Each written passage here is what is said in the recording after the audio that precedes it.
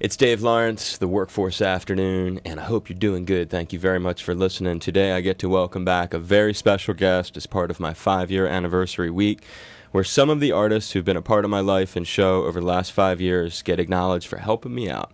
As we count down to the party Thursday and concert Friday with our guests in town for those 2 days, Mick Fleetwood, Yvonne Elliman, Carmine Appice, there's a guy who can't make it, but who was a big part of making my 3-year anniversary special, with a trip that we gave away to a loyal listener to see this dude in concert at Lake Tahoe, a signed bottle of his Cabo Wabo tequila for another loyal listener, and a memorable interview filled with his notorious good vibes and positive energy. He can't be in town with us, but he's back to help me celebrate this week nonetheless. The Red Rocker, my buddy, Sammy Hagar. Aloha, brother. Dave, how's it going, man? That was a hell of an intro, man. That was good. You like that? I did. I'm going, yeah, yeah, that sounds good. Oh, man, congratulations. But see, I didn't even realize you were having a party over there. I mean, I'm rehearsing right now, writing songs and recording and ready, gearing up for this, this tour, the birthday bash in October. So, sure. But I'm coming to the islands, November. Yeah, well, for Thanksgiving, like I always do. So if you want to postpone this little concert, I'll be around. But then you'll be saying, but Mick Fleetwood's not here now, and Carmine Appice is not here, but we got Sammy. So I don't want to blow your party like that. But listen, we'll throw a party anytime. Dude, when you come in November, I'd love to. Can you talk about the possibility? I heard you might do a show over there and maybe one over here. I'm going to do...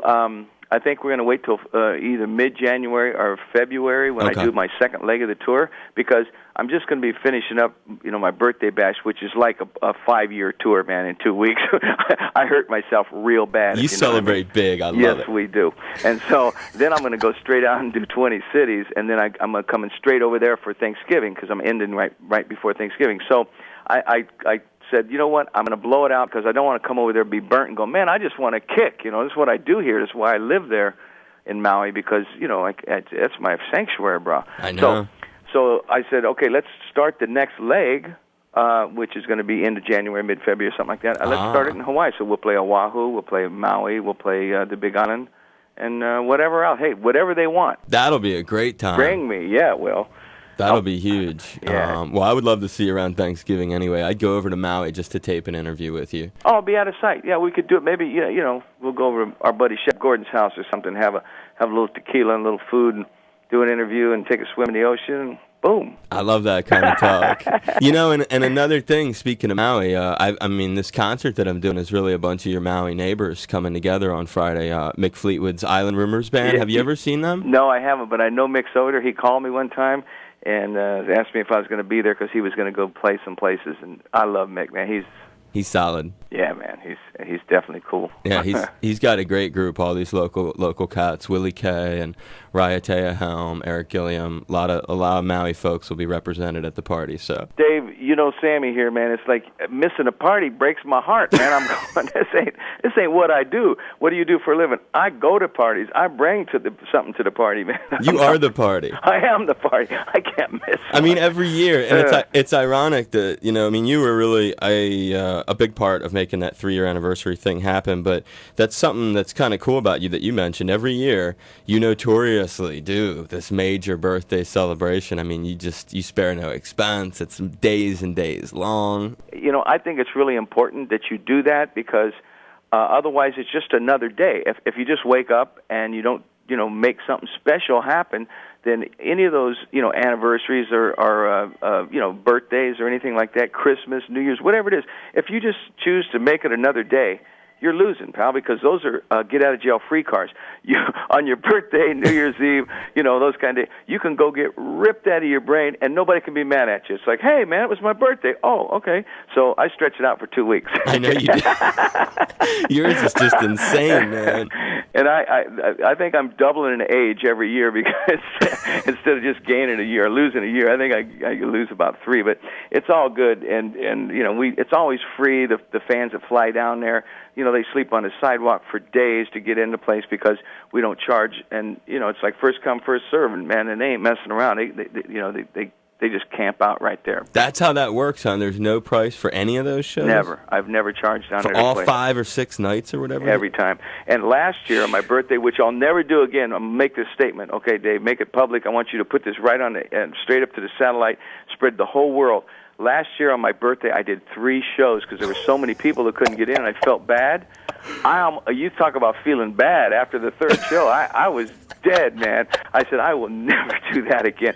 But there were like 4,000 people lined up, and the club holds 750, and we get 800, 900 people in there when we push it. And I felt so bad because it was my birthday, and they all wanted to be there. It's going to be worse this year, but hey, I'm not complaining. I'm just explaining that I ain't going to do 3 shows. Can you kind of like, isn't this kind of how you did the Tahoe thing when you opened that? Can't you do, because the venue isn't big enough, can't you do a thing right outside of it where you just put up some chain link fence and put everybody in like a little area? Yeah, we tried to block off the street. We tried to do it on the beach. Unfortunately, it's Mexico. It ain't like they don't have the aloha spirit. And the brothers that are in charge around there, they come around with their hand out saying, oh, you want to play on the beach? Okay, pay us $50,000 and you can play on the beach. I'm going, but I want to play for free. In that case, give us $75,000. I mean, they're crazy. We get into it every year with them. And they won't let us block the street off because there's other businesses on it that hate us because, we're so successful. Sure. And, it's like I say, the aloha spirit doesn't work. If I came to Maui or to, Honolulu and said, I want to do a big free show in the street, they'd say, go, man. Right. We love you, Here, we'll give you free beer. And when you're down there, do you actually have a house right near your club and stuff? Well, not near it, about 10 miles up the coast. But you do have a house? Absolutely. I've been living in Cabo since 1983. How much of, if you were to do like a little pie chart of where you reside when you're not touring, what percentage roughly would the Cabo have? I spend about 5 to 6 weeks. I go to Cabo, 5 to 6 times a year and spend a couple weeks each time.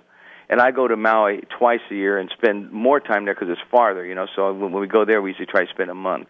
But I used to go, before the house was built in Cabo, I used to have just a little condo down there, so it wasn't as cool. And we used to go to Maui a lot more. But, now I got the house on the beach with the jet skis and the stuff parked right in my front yard and the ATVs. I mean, listen, bro. Dude. You want to talk about living it up, man. I know you're living it up. Yeah. That's the thing about you that's always, you're kind of like one of the few artists that, and I hate to put it this way, but you almost want to put you under a microscope because it's like you've got such good vibes. You're so happy. You always spread good energy. And I think that everybody in life wants that. And you give off this aura. Over the 5 years I've been here, all these different projects and things have come out from you. And that's been the one consistent element sort of it all. And then getting to talk to you in 2005, I mean, I don't know how you've mastered good energy. Well, hey, Dave, I'll tell you straight up. It's easy for me. It just comes natural. I mean, it's the way I was raised or something. I was raised poor. I just get that straight out of the box here. I was not a rich kid by any means. I was extremely poor. And every time I earned something and got more and more, famous for my career and became more and more, able to do all the things I wanted to do in life, I appreciate it. I respect it, and I got one finger from where I come from. I never will lift my finger up off that place. I'm stretching all the way to the moon, but I'm not going to take my finger off where I came from. And I think that's the key to happiness. It's like if you get too caught up in the moment, of this is who I am, this is what I am, and hey, why didn't that go right? Hey, I'm Sammy Hagar. I can buy this place, and they're not going to let me in. You get caught up in all that crap. you just go around life being miserable. Sure. So. You got to stop at stop signs. You know what I mean? I gotta go. Pay my traffic fines. I gotta, take my garbage out. You know what I mean? You do all the same stuff. So you can't get uptight about it because you think you're somebody. I pinch myself every day, and I'm happy. Really? I'm very happy. Yeah, I'm a lucky son of a. Oh. No, that's good to know because you sort of have that vibration, and then you have this new track. Sammy, not a lot of class. I don't have to tell you this, but just because for the listeners' sake, at least, who are going to hear this. You've been pounding it, Dave. Yeah, you know about Open. I have. I've seen on the charts. It went up to number 2 or something, and you had the highest spins that week of any other station in America. I'm glad you can recognize thanks for that, man. It's out of sight, man. I love this song. I wrote this song for no reason. I don't even have an album done. That's why I'm working right now because I'm going, damn, this song's really special. My fans love it. I think it's a great song, and I'm so proud of it. I just put it out with my own money, no record company, no nothing. And to have people like you to support it, that's awesome, because most of the time the record company's in there cracking a whip on you.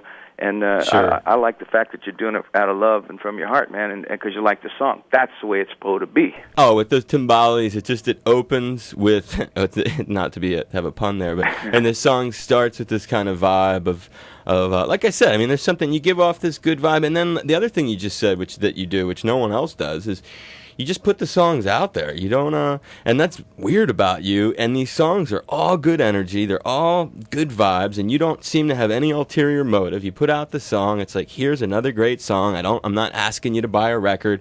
Here's a song. It's, why do you do that, Sammy? You just give your stuff. You're very giving of your stuff. See, Dave, it's because I'm lazy. To make a record, like I said, I'm working now. I got my sleeves rolled up. I got my lunchbox and my hard hat on, man. And I go into the studio every day, and I'm going, man, this borders on work, you know. But when you got a song, I want the fans to have it. I've made 3 times as much fame and fortune off music than I ever could imagine. And you know, my tequila business, honestly, is ripping. So I don't even have to think about playing music for a living, and not that I don't want to. I play music for love and fun now, and that's why I can put out these songs. Every time I put these out, it costs me like $25,000 because I got to pay an independent guy, you know, Steve Zapp, you know him, he's a great guy, to distribute it for me, and to call up all the radio stations and say, hey, Sammy's got a new song, why don't you hear it? Because I don't have a record company to do it, because I don't want to make a whole record, and they would never put out a single without a record. They go, what, are you crazy? I'm saying, yeah. So, you know, I just do it because I want my fans to have it. I'm proud of it. I get excited about it. And you cut to the chase with it, basically. Man, I just think that's the way to do it. I started playing music because that's all I wanted to do. I could care less if I got paid. So when I start getting paid, I go, oh, more better, you know? I saw that deal, speaking of getting paid. I mean, I got paid. I got to tell you. I got yes, paid. You did. But it was really not about selling the company. It's really about distributing it worldwide, because these guys have worldwide distribution. Basically, I signed with a big record company. You know what I mean? Yes, it's the same kind of thing. Did. I want everybody to hear this song. But when I make these songs, it's really just it's because I'm going, this is the way I originally got into business, playing music, writing songs, because it's what I wanted to do, and I still want to do it. So I'm just going to do it, with or without a record company. I hate that big machine. I hate when they force it down people's throat, and then they make all these sales, and then when it bombs, you know, and then they get bad reviews. The hell with all that crap, you know. Just put a song out there if you got one, and I may finish this album before the end of the year. I don't know. Oh man, Love Again. Let's see what else again. I'm on a roll. Let me look at some of these sounds. Thank You. I did a Sly Stone song, Thank You. Oh, that's nice. I got a song called Cosmic Universal Fashion. You love funk, don't you? Oh, man, I do love funk. And I got a song called When the Sun Don't Shine, and that's all about how we feel on the island over there. This is totally island-inspired. Like, you know, when the sun don't shine, what do you do? Yeah. It kind of ruins your day, man. No, we depend on the sun. That's for sure. Hey, let me just ask you a question, which is kind of a cool. I'm sure listeners will get off on hearing this. Because you mentioned you covered Sly Stone. Thank You for letting me be myself. Yeah. Is that what you covered on it? Yeah, we did it. It's great. So the only time, when I was young, and I used to work in Boston for like 10 years at BCM, and one time we had, it was like 94, and David Lee Roth was doing a solo tour. And he came by the studio, and when they brought him in, he thought I was the DJ, and I was just like the producer for the DJ, and I was sitting in the main chair, and he came right over to me and was really, really friendly and introduced himself to me as if I was the dude, and I was like, no, I just work for the dude, and he'll be back in a second, but anyway, he was just, from the minute he got there till he left, he was super, super cool, he was super laid back, and when the mic wasn't on, we kept talking about funk and stuff in the studio, and it was like, It was really cool for me because I'm like I was like a college kid working at this big station, and here's this legendary dude who I grew up listening to, on the radio, singing all these crazy songs, these rock tunes, and we're like bonding over like George Clinton, James Brown. Everybody likes that stuff because it's such good time music. I mean, when you put it on, it does something to you. It moves you, Do you listen to that stuff? Absolutely. I'm a blues guy, a blues soul funk dude from way back. Otis Redding, Wilson Pickett, James Brown, Oh man, I mean those are the guys I was really brought up on, you know. And then the old blues guys too, you know, John Lee Hooker and Lightning Hopkins and Jimmy Reed, one of my favorites, but of the old blues guys. But I played when I first started playing before Montrose, before we formed Montrose in '72. I was in a Stone blues funk band, man. We played Tower of Power songs. We played Sly Stone. We played, God, man, just, Did you like Funkadelic, the original Funkadelic? Oh, yeah, absolutely, man. Like Mommy Who's a Funkadelic and Maggot Brain and all that stuff? Yeah. George Clinton, he took it to such a different place, but it was hard funk. I used Bootsy Collins on a song called Would You Do It for Free from Marching to Mars. You should go back and check that song out. Oh, yeah, I got that record. That's Bootsy Collins because of Parliament, man. I'm a big Bootsy fan, man. And on this new song, you got 24365. One of the lines is Bootsy Collins got a diaper on with a superfine freak, eating sushi from a fishbowl, playing hide and go peek. Actually, the diaper dude is Gary Scheider. Well, come on, but it's just an image. I know. If that don't put a picture in your head, No, Bootsy Collins got a diaper on, it's like, oh my God. Oh, I mean, it says so much about you though that you're that in touch with that scene, Oh, yeah, and man. that you can appreciate that. I mean, I was that into it too, and I mean, one time I met, I hung with them on their bus, and then I had this kiss. Oh, wait a minute, you survived. Yeah, I survived it on the bus with George Clinton's bus. George Clinton, Michael Hampton, Gary Scheider, all of them. And I had this Kiss T-shirt from Dodger Stadium, and it was Kiss dressed as the Dodgers. And Gary Scheider was like, I got to have that shirt. I gave it to him off my back, Sammy. Yeah, but you guys are so high that I'm surprised you remember you did it. You probably, next day, what did I do with that shirt, man? It was an honor, though. It was like, oh, you bet, man. And that's why I sort of... Say again? Legends, those guys. I mean, exactly. They really reinvented the whole funk scene. They turned it into a whole nother thing, man. That was the dude on lead vocals on Cosmic Slop. I mean, he is the diaper man. For me not to give him my Kiss shirt would have been sacrilege. I wouldn't have been allowed to continue in the music business. I knew it wasn't Bootsy, but it just makes more sense to use Bootsy because he was on the record. And I just had to say Collins that. Sings good. Bootsy Collins got a diaper on. You see what I mean? It's like, ba-da-doo-doo-da and doo-doo-dow. It's got a little rhythm to it. It does. Plus, it's a bigger name to hang your hat on. Yeah, I could have said George Clinton got a diaper on. You could have. That would work. You could vary I could have said Bill Clinton got a diaper on. Hillary Clinton got a diaper on. Oh, Lord, here we go. No, we got to stop this, Dave. We're going the wrong direction. The thing that I was thinking, though, which is cool because you just identified it, is like... So you and Dave, have you ever spent any? It's just like you come from a similar thing. I mean, have you ever talked with him or something? We tried. Listen, we tried. Our problem is he's got a real bad, stick in the wrong place of his body about me because when he left the band, he was thinking I'm the big star here. This band's going to die, and they went and got me, and we did really well. We sold. You were huge. 47 million records together. Sold out every building in the world. Every stadium in the world, and so that made him hate my guts. Just like if when Gary Sharon joined the band after they threw me out, if they would have made it real big, I would have been kind of a little pissy about Gary. So but seeing as how it didn't work, I love Gary. Now we're good friends, But Dave and I, we've tried to get along. I took him out on tour with me, and whatever year that was, 2001 or something, right. and he's just not a friendly guy, man. And he's cool. I dig the guy, and he probably digs me too. He just kind of got, like I say, he's got a stick in the wrong place. So he's got to work all that out. They're back out together, though. I think that's great for Van Halen fans to finally, ever since they threw me out in '95. Dave, they've been talking about getting back together with Dave. It's 2007, brother, and it's about time. And I still don't believe it's going to go all the way. But if it does, out of sight, because they should be doing this for the fan, but they should be doing it with Michael Anthony. But that's another story. Is Wolfie? I mean, you gotten to know him, I guess. Then, yeah. Wolfie's a great kid. Does he like you, or you guys? Oh yeah, no. I got no problem with anybody in that band, but Eddie right now. Because Eddie, him and I we had a bad time on that last No, tour. I know that. Yeah, he wasn't in very good health, and I was mad at him and trying to, I'd get in his case every day saying, dude, put that bottle of wine down, man. We got a show, go out there and drink all you want afterwards. What was he drinking? What kind of wine? Oh, cheap junk ass straight out of the bottle. Don't even talk about it. Okay. I don't want to glorify the label. No. It's $9 a bottle, okay, at Costco. So, but the point is that Wolfie's a great kid, sweet kid, He can play music, but he is not a seasoned pro to be jumping out there in the limelight on that level with, a legendary rock band of all time for his first tour. I don't care what anyone says, Eddie's son, nothing. He's a sweet kid, and this could actually do him more harm than good. Because two things are going to happen. Either he's going to be, wow, I'm a big star, and ruin his life, at 16 or 15, to go out there and say, wow, I'm rich now, and I got chicks after me, and I got, all the temptations of that thrown at him instantly, all adulation. Or he's going to get some bad vibes, and things are going to go wrong, and maybe not work out so good for him, and he's not going to cut it.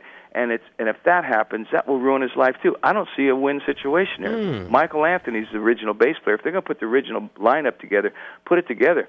I'm taking Mike out with me on my tour, but I told him, I said, Mike, listen, call him up, put some sense in Al's head, and I said, I'm fine with it. You can pull out of this thing tomorrow because this is the way it should be. It should be the original lineup. Wow. I don't get it, brother. I do not So get you're it. saying, maybe at some point in the tour, all of a sudden Mikey could reappear? Oh, I know. No, I ain't saying that at all. But I mean, by you it would be fine with me. if he pulled out from yours at any moment, by saying that, it sort of implies that you're giving him the... Oh, totally. That's the way it should be. I got no ego involved in this. I'm doing just fine. I know you are. That's cool of you. And those guys should be doing the right thing and doing it by Mikey as well, because it hurts Mike's feelings too. The fact that they just throw him out and get a kid up there acting like a kid can replace him. But Mikey knows Wolfie too, yeah. Oh yeah, we grew up with Wolfie. You guys all know him then, huh? I saw him the day he was born. I know, that's wild. That's wild, man. And on the reunion tour, Wolfie was hanging around a lot. A few years ago, he's 13, 12, whatever he was. He's a kid riding his bicycle around backstage, and I'm goofing off with him on a skateboard. I mean, he's sure. He was a part of your life. No, he's totally cool, and and I don't think he has any kind of problem with me. But this is an awesome, thing in his head. I'm sure saying, "Wow, I get to be the bass player in Van Halen." But realistically, it'd be better if Eddie just put him in the studio with some friends and produced a record for him and played on his record and really supported him doing his own thing. You don't take a 15-year-old kid and put him in Van Halen at this stage of the game. He sounds ouch. apprehensive, though, and I hear a couple of little... I mean, there's only been 2-line quotes, but the quotes that I saw, he sounded appropriately apprehensive of the whole thing. Yeah. So I think his mom is not real happy about it either, but how are you going to take that away from a kid? He'll hate her for the rest of her life. So it's a tough situation, and it's Eddie's band, and it's Eddie's kid, and he can do whatever he wants. I'm just saying, for the fans... They should have the original band out there. And for the level, the prices, and all that, man.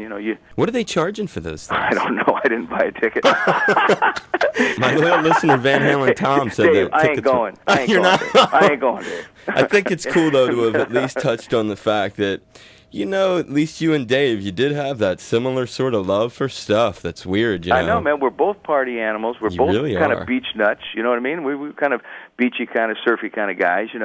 And we're both lead singers, and you're wonderful chapters in that band's history, both of you. Yeah, and you would think we'd be the best friends in the world. Maybe when we're older, but I'm already old, and so is he. So we better get on it. Well, maybe someday there will be a George Clinton and the P-Funk All-Star show in L.A., and you'll both end up there backstage talking to George. Well, did you ever see that what is it? Come on, the Simpsons episode where Willie Nelson was our other homie over there. Brother Willie was on a cartoon character, but it was Willie Nelson, and he was saying, "Yeah, I'm gonna get Sammy and Eddie back together, and maybe get Dave in there too, or something." Willie Nelson was trying to put it all together, man, on the Simpsons or South Park or one of them crazy ass shows. Well, we all want to do it, If it ain't fun, I ain't doing it, man. Somebody says, "Hey, we'll give you $5 million to go out and hit baby seals in the head with a hammer." Well, no thanks. You know what I mean? You are comedy. Well, Sammy, you've been very good to me. Thanks, Dave. You made me too, man. I'm telling you, I see the spins, brah. Well, I will stay there, and when with support for you, and I appreciate you being part of this When week. this one's burned out, I'll give you another one. And when you come through town, seriously, I'd love to hook up. Well, when I come over there, maybe I'll give you a call and see if you're going to come over there. And I'm serious. We'll go out to dinner or go, hey, like I said, hang at Shep Gordon's house, or go get Willie, and Willie and I'll go, give you an interview together, man. Willie's awesome. That would mean a lot to me. Yeah. All right, well, Dave, we'll put something together. Peace, brother. Aloha. Hey there, it's the Red Rocker, Sammy Hagar, sending along much aloha to my buddy Dave Lawrence on 5 years in Hawaii radio. I'm rooting for 5 more, Dave, 5 more after that, and 5 more after that. I'll see you in Cabo.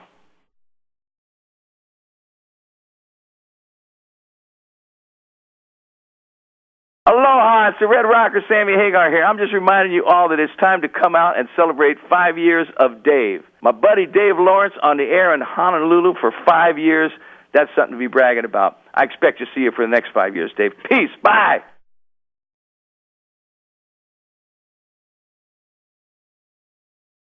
Yo, aloha, it's the Red Rocker, Sammy Hagar, reminding you it's time to come out and celebrate 5 years of Dave. Yeah. And 5 years of my buddy Dave Lawrence on the air in Honolulu. Come on, Dave. Happy birthday.